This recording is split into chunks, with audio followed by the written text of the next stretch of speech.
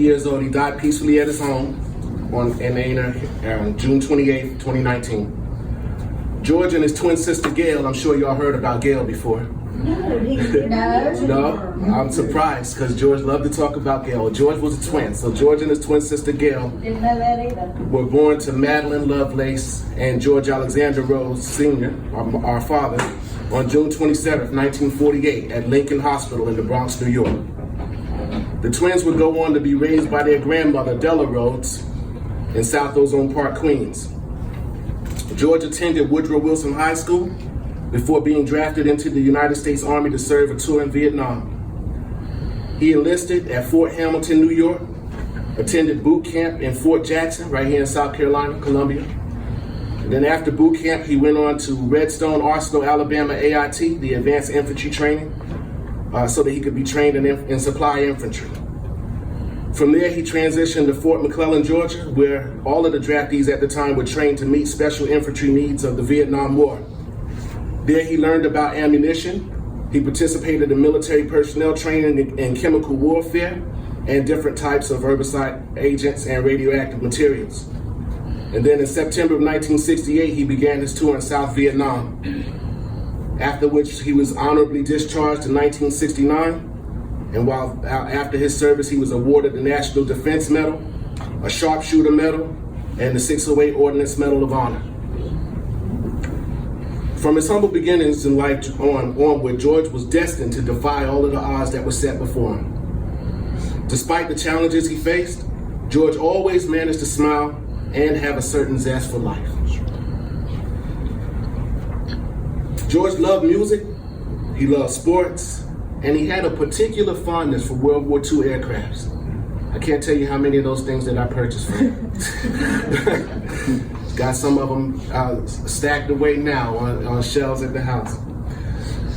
So George was a kind spirit, and his spirit was very generous.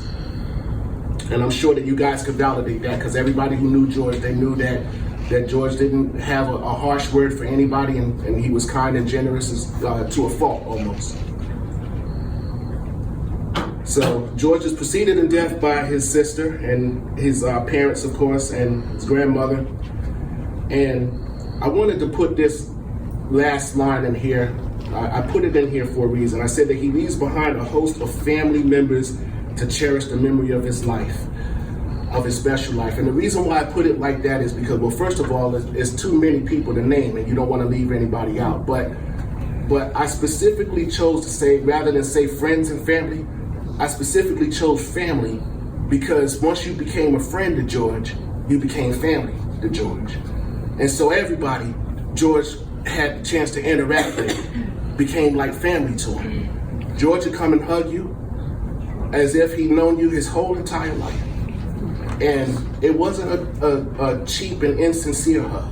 It was always a heartfelt hug. He was gonna drop his head in your chest and let you know that you meant something to him.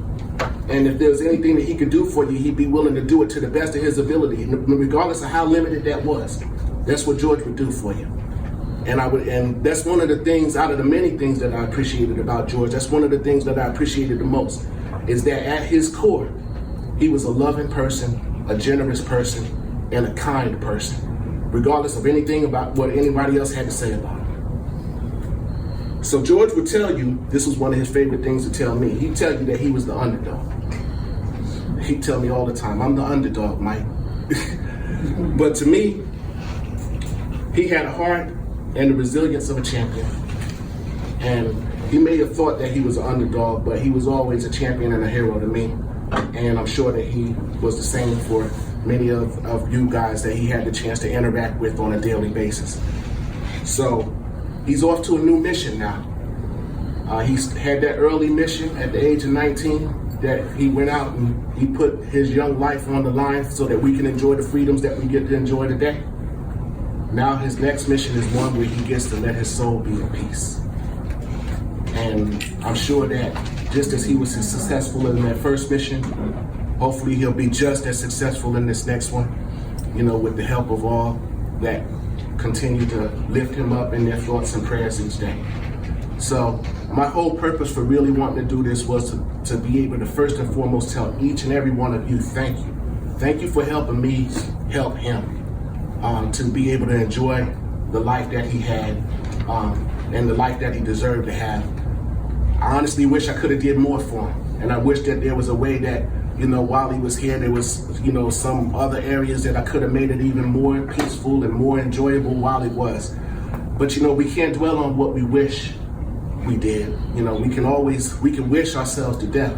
The only thing that we really need to do is rely on and trusting that what we did was the best of what we could do.